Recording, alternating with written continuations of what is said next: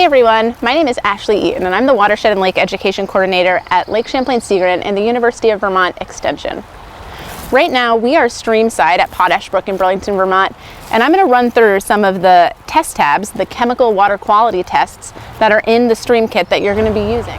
You may notice I'm wearing a couple pieces of equipment. This is called PPE, or personal protective equipment. This is going to make sure that when we're using the chemical test tabs that we're not getting it in our eyes or directly on our skin. So make sure before you begin all of your tests that you are wearing the proper equipment that's in the water quality testing bag.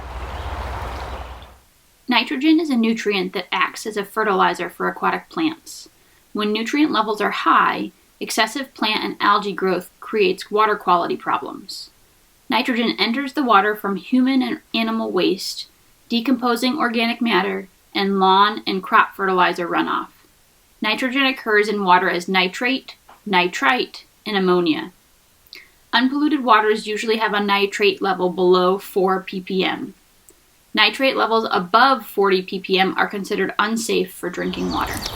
This test is going to examine how much nitrate is in the water. So we're going to start with our test tube here, and you're going to uncap it, set your top safely somewhere else. For this is also a 5 milliliter test tube, so you're going to fill it all the way to the top. Take the nitrate 1 tab, so make sure to check the backs of your tablets.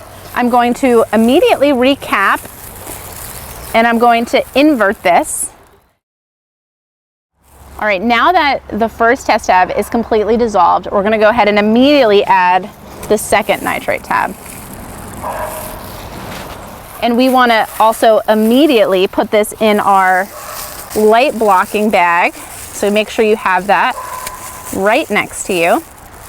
Great. So I'm just going to slip that in there, and then I'm going to invert this for 2 minutes. Once that timer is done, I'm going to stop inverting, and I will set a timer for 5 minutes.